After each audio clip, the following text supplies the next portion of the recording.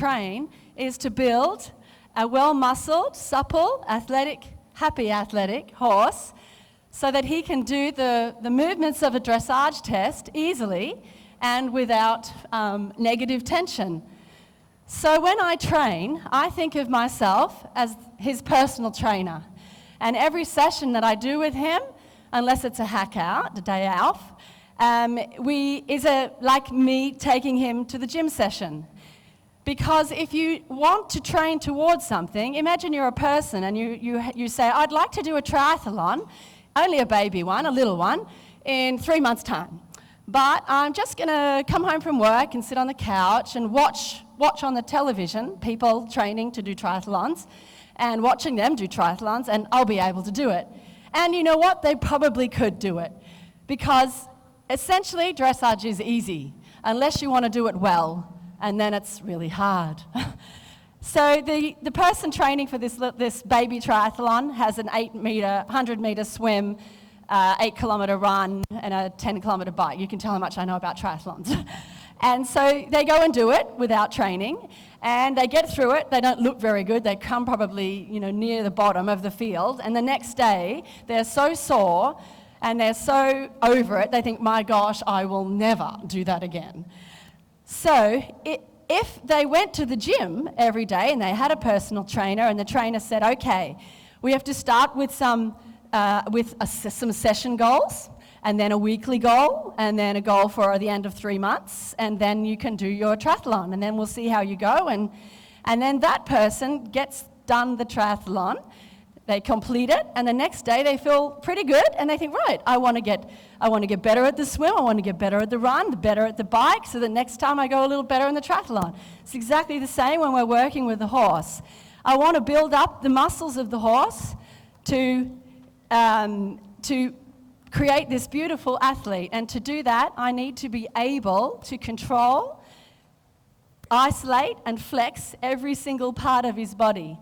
So when we start working with the horse, at the beginning, when they're in primary school, you teach them the first 3 elements of the training scale, which is rhythm, suppleness, and contact. Now this guy, Bossato, he's 7, so he's in about high school, grade 11 or 12. So he knows how to yield to the leg, he knows to stay in one rhythm, he's supple enough at his level. So his gym session is a little bit different from a 4-year-old's gym session or a 5-year-old's gym session, but essentially there's a lot of things that hopefully you'll be able to take home and work with your horse and start thinking about, each session being a gym session. So always in the beginning we start with the warm-up, because hopefully if you have a good personal trainer, you don't turn up at 10 o'clock and they put you on the treadmill and put it really fast and say stay up or you'll end up out the back window. Hopefully they put you on the treadmill at a steady pace. And so the goals of the warm-up are to build or to warm up the muscles of the horse gradually to more intensity, to check that they're yielding or giving in the jaw at the pole, that they're yielding to the leg, and they're seeking the contact. And right from the beginning of the session, it is very important that the horse carries itself. How do I know if it's carrying itself? How do I know if it's in self-carriage? Can I give the rein and he stays in exactly the same tempo, one trot, one trot by himself, and without running away, and without needing me to hold him on the bit? It's very important that we never hold the horse together. Then we get big muscles and you don't achieve your goal of building your horse up to have good muscles. So in the beginning, I start with a little bit lower frame, just to, again, warm the muscles up to more intensity, and I do some transitions. And to make a downward transition, I imagine I have a ball, an imaginary medicine ball between my knees. And when I make the transition, you have to try not to use your rein, because the goals of dressage are to try to get the hind legs to take gradually more weight in the session, and then you're developing this muscle, well-balanced horse that can easily do the dressage tests. And all the time that I'm even warming up, here I go, close the ball so I don't pull back on the rein, and trot.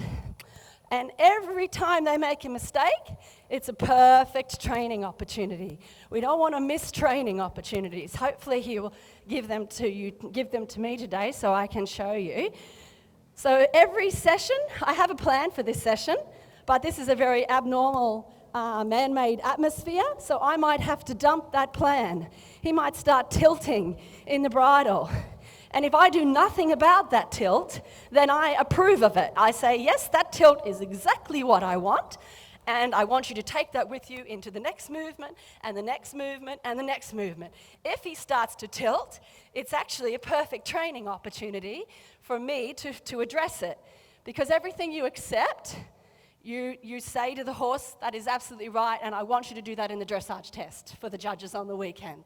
So everything that goes wrong, you try to be that disciplined and focused when you're riding. If you give the horse 100% of your attention, you can expect them to give you 100% of your attention. So he makes a boo-boo, perfect training opportunity. Now I just go into the little bit the trot again. Again, I'll just make a downward transition, close the ball, and into the walk and trot. Tuck. If it doesn't listen to my leg, perfect training opportunity. I can reinforce my aid so that he listens and takes me a little more seriously. Here I'm just checking in the warm-up, is he yielding to my leg? On the warm-up you can check all these things to see. If I have a problem, I may have come out that day to work on my 4.3 movements or something, but then I have a little problem in the warm-up. And it takes me 15 minutes to get through, and I have to get off at a certain time to get in the shower, to get to work. So I'm just not going to worry about that problem in the warm-up and do the rest of my session. This is not good training. What you should do is work on it, take as long as it takes. If it takes 15 minutes, it takes 15 minutes. And then the next day, so you dump that plan that day. The next day, hopefully, that little problem is not there anymore, and you can do the plan the next day. So don't take any problems with you. So when I'm walking, I have to ask myself, is he walking in front of my leg? Is he walking straight? Have I got complete control over him? Then I say, yes, now let's take that into trot. I start to bring him up a little bit now, more into a little bit higher frame. And I start to work on asking him to take a little bit more weight to the haunches. So invite him smaller but active, and then going forward. The horses learn through repetition. So what I'm doing here is I'm training the sitting muscles of the horse, only a little bit, we're still warming up, and then the pushing muscles.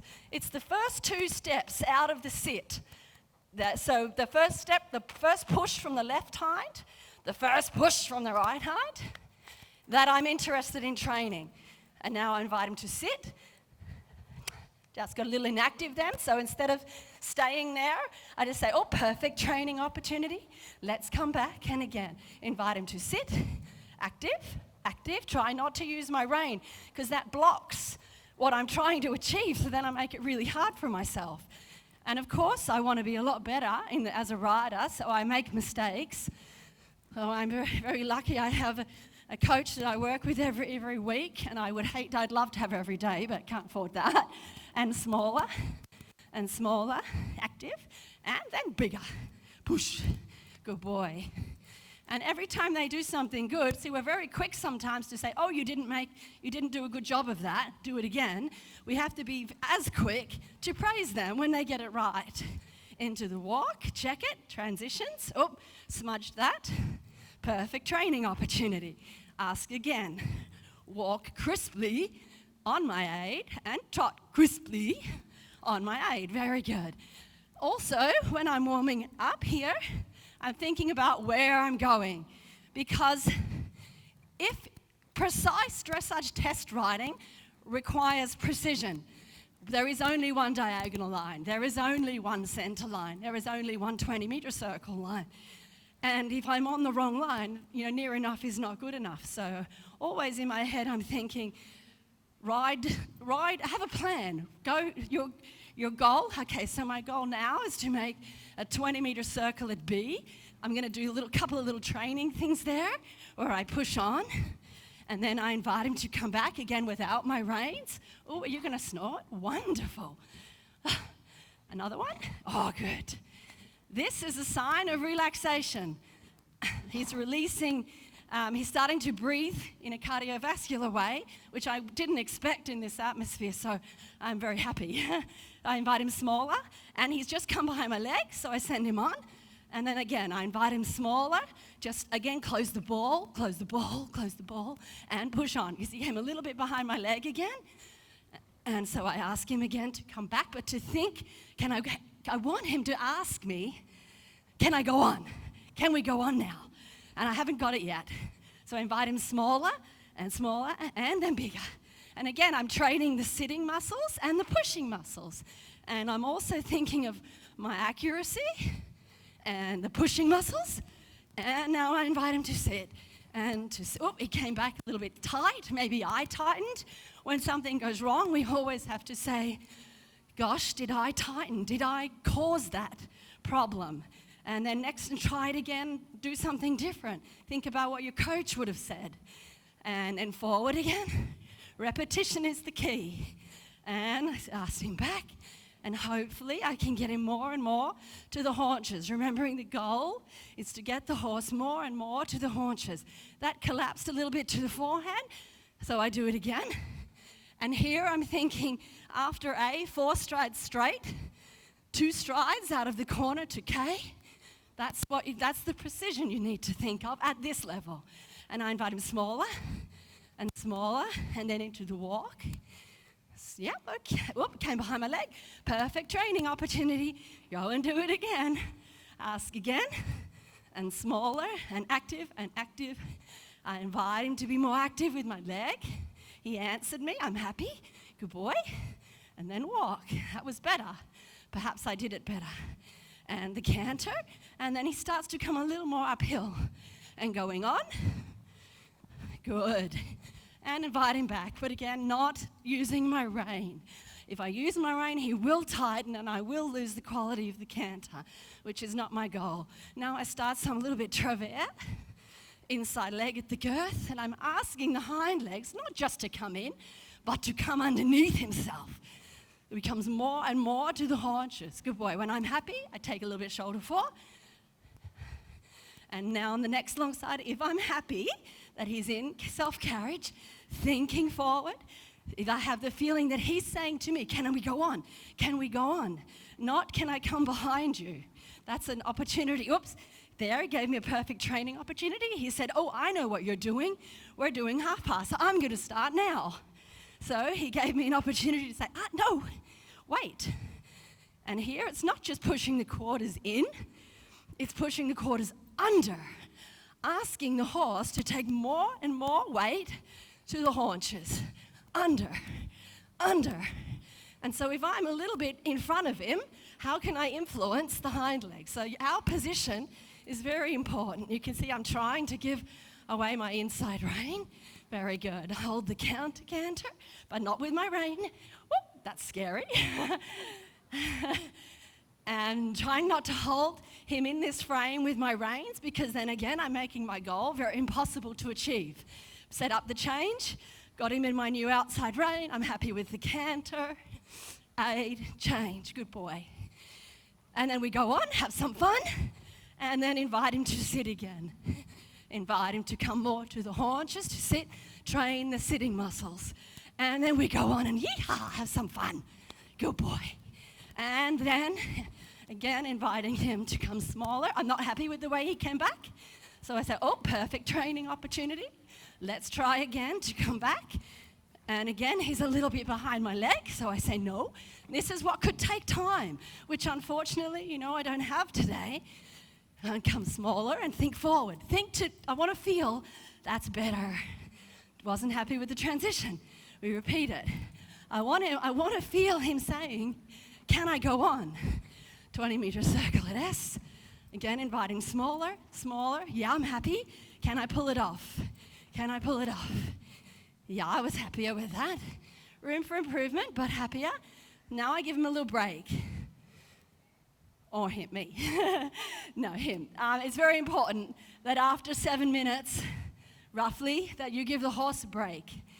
They need time to get oxygen back into their muscles, and they need time to get their it's called partial recovery. So to bring the heart rate back to a level that they can keep doing the movements well. If you just flog and keep going and keep going and keep going, and they start to get tired in their muscles and they start not to be able to do what you want them to do. We have to take responsibility of that. And when I take a break, I always think of the free walk in the long rein or the extended walk the way I want it in a dressage test. So I'm practicing what I want to achieve in the test. I'm not, on a free rein, look at the birds and all that sort of thing. I'm really focused about the walk I want to show the judges.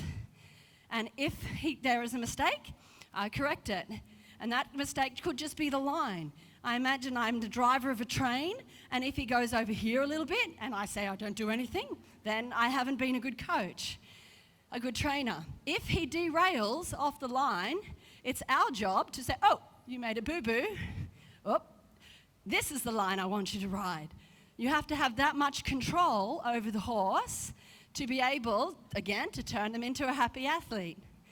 So I start to pick him up, and I do a little bit of the more intense work in the canter and check that I have the horse that I want first. I don't just throw him into travers. I check that I have bend around my inside leg, that I have the self-carriage, that he is thinking forward. He is, but it's a little bit underneath, like a little bit to the forehand. There, that's better. And forward again, and invite him back again. All right, now he feels a little bit more in front of my leg. So now maybe I can do a little bit a trick.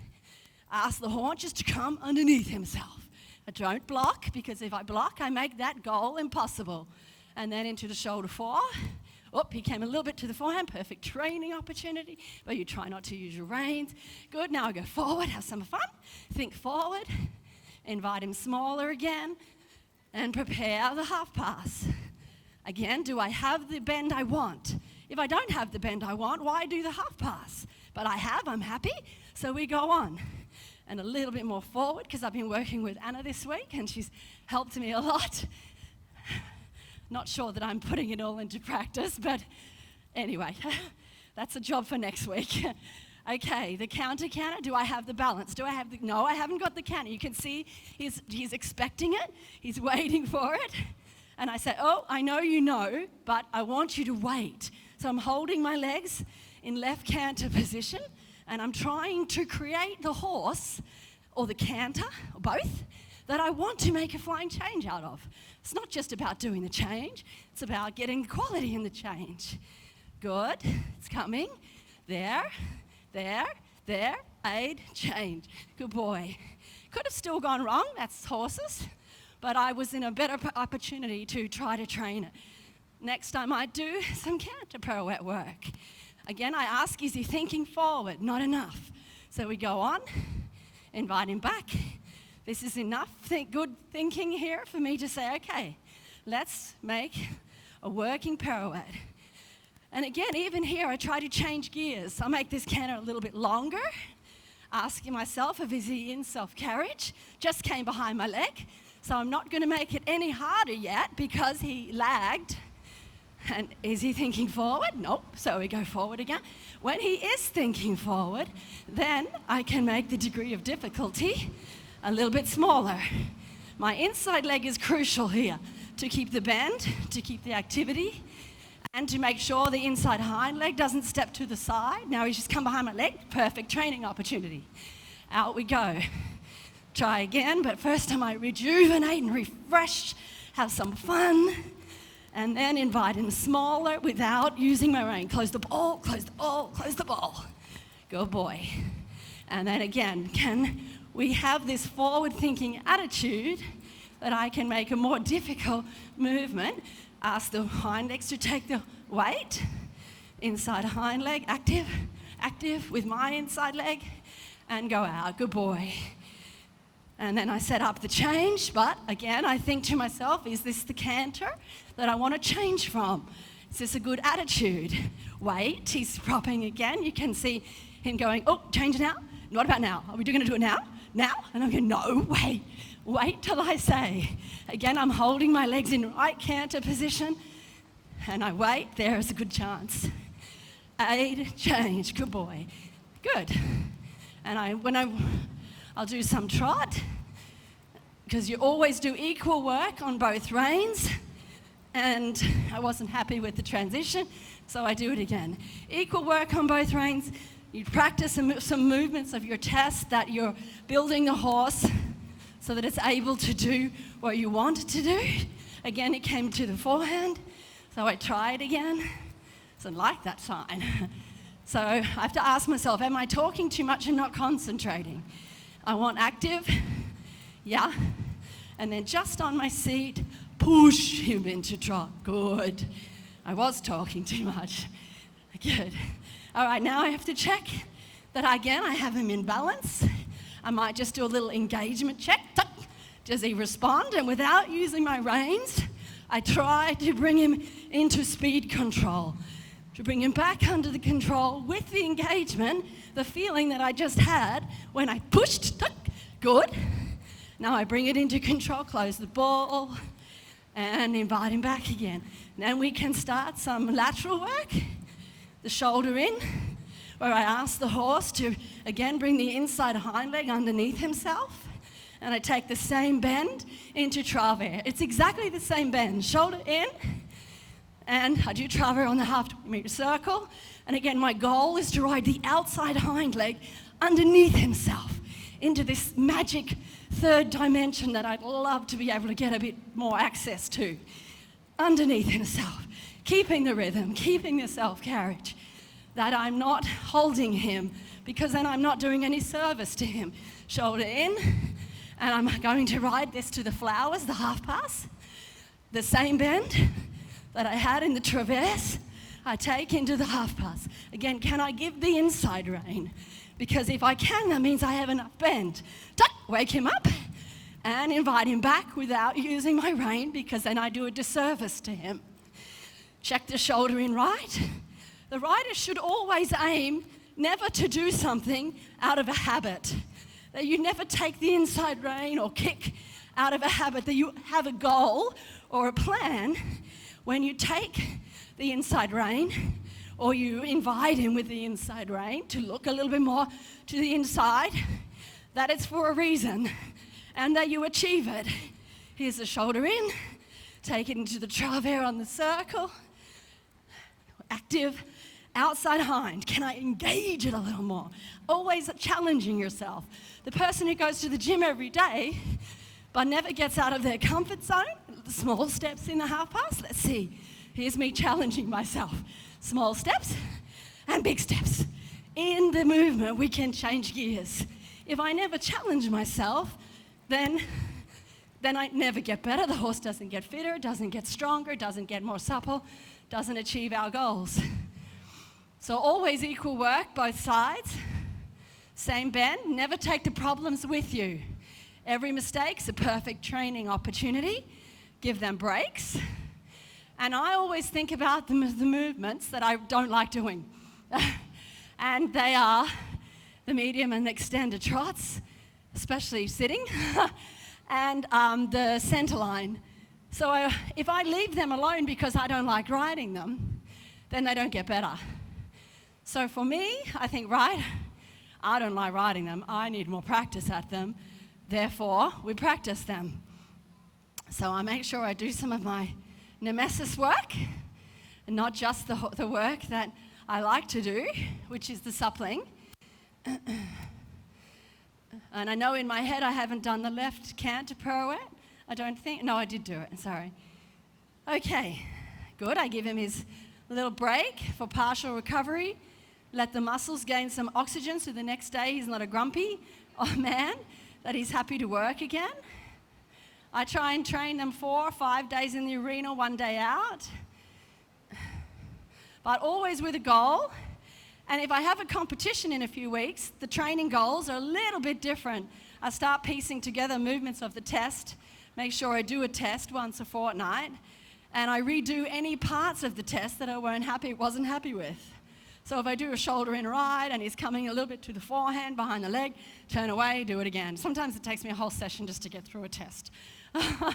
Sometimes I have to redo the center line 10 times before I'm happy. And then my session's over because they're tired. All right, so I practice my center lines.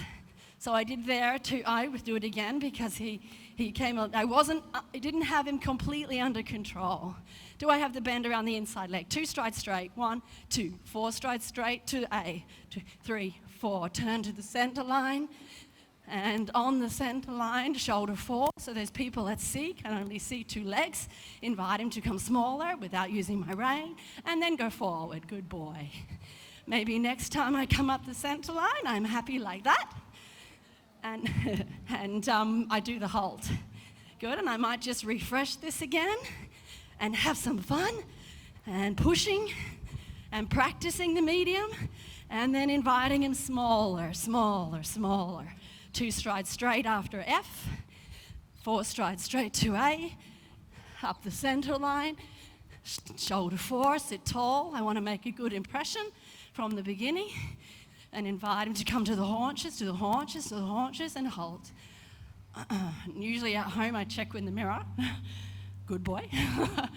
And then I practice the departure, which should be straight to trot. Good boy.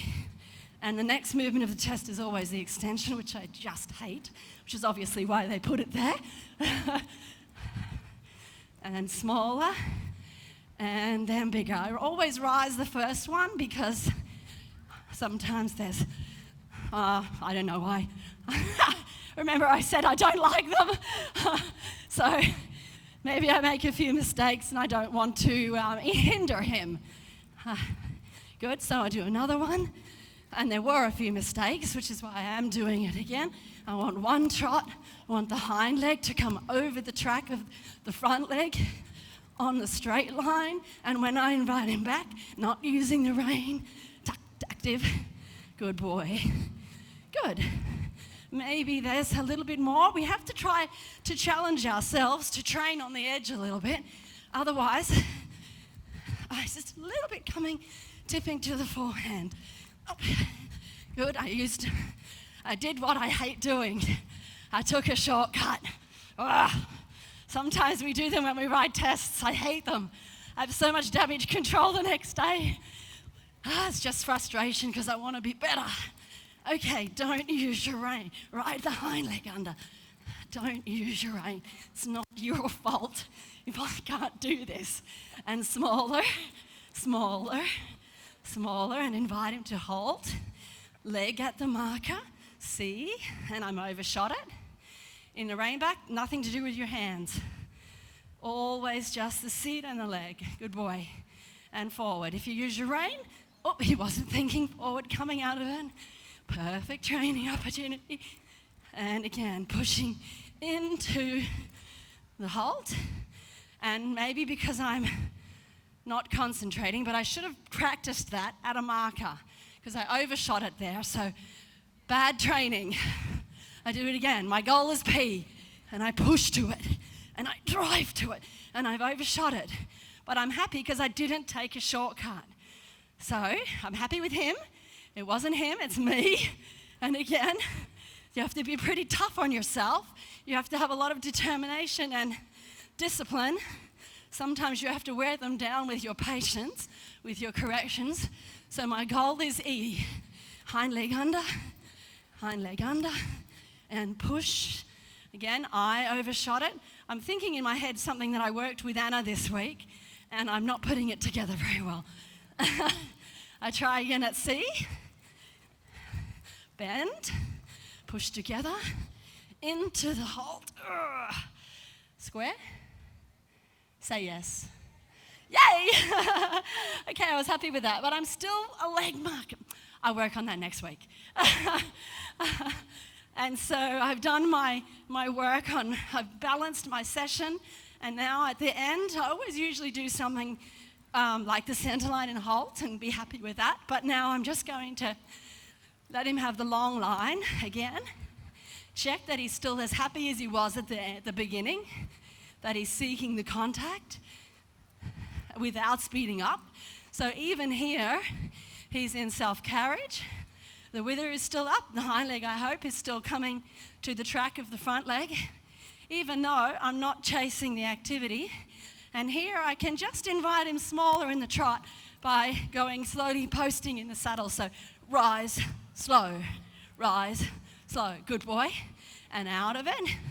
So we can influence the speed of the horse without using the rein. That's just for us to practice. You know, it's not their fault if we need to get better. Own your mistakes, you know, don't blame the horse. Own your mistakes. Go, oh, I need to practice that more. Good, and out of it again. Good, I check. Is he following? Is he yielding in his jaw to the right? Good, because that's the hardest joint in the horse's body to supple. He's a little bit behind the vertical now, so I just give him a little kick, because I don't want to use my rein, because that's a shortcut. Don't fall off in front of everybody. It wouldn't be good. And slowly posting again. Good, slowly post, slowly post, slowly post. So every time I ask for something, I'm going to flex to the right just to see if I can. It's not out of a habit, it's for a goal, it's for a reason. Now I'm going to ask him, if I flex his pole to the left without losing control over this side of his body, can I flex left? Good boy. When he gives, now I'm going to invite him smaller. With my seat aid, smaller. Good. Can I invite him bigger? Good. So you check these things, and if they're not so good, then you don't move on. Don't take problems with you, because then you accept sixes. Every time you do something with a fault, you practice a 6. And if you don't try and make it better, that means you're happy with 60%, which you might be, but that's not what I'm training towards trying to do. And we get very confused about this happy athlete idea. The horse would be really happy if you came in the morning and you said, okay, do you want to go into a gym session or do you want to go and eat in the paddock and have some grass? They would go, oh, is this a trick question? I'll eat grass. So they don't say, oh, I want to train, please pick me. So the idea of being a happy athlete is that you've enabled the horse to do the work that you want it to do easily or with more ease because you trained towards the goal. So the reason for training, hopefully I've achieved my goal, is to achieve some goals and to be able to do the movements of the test easily so they all look like the horse wants to do it. So you get 8, good, 8. And if you don't, if something fails and you know it's not up to scratch, then get your test back and go home, analyze it. And it's just feedback. For me, you're writing your test. You're just putting your training to the test. All you can do is what you do at home. The horse won't suddenly go better because you're at a competition. They can only do as good as you do at home. So if you're happy with your test at home, just go and try and repeat it. If you're not, choose to stay at home another week or go out and think, right, this isn't perfect, but I want some feedback anyway. My horse needs the practice, some warm-up or whatever, or I need the practice of the test writing. But if you're not happy with your test at home, don't expect to get, your big mark, because they won't do better suddenly. Great, thank you very much for listening. I hope that helped. And hopefully we see everybody out at the competitions. I would really like to thank Mitavite, because it's not just the work that you put into your horse, but it's also the fuel that you give them to turn them into the athlete. And I'd really love to thank Horseland Gold Coast for beautiful gear, always outfitting us as well as they can, which is pretty damn good. And I would really like to thank Tracy and Bastian, because this is their horse, and I pinch myself every day that I get to work on him. And I always hope that I'm doing a good job for them and for him, and that I can do him justice. So thank you very much, Tracy. I know she's here today. Thank you so much, this boss. Thank you, Nicole.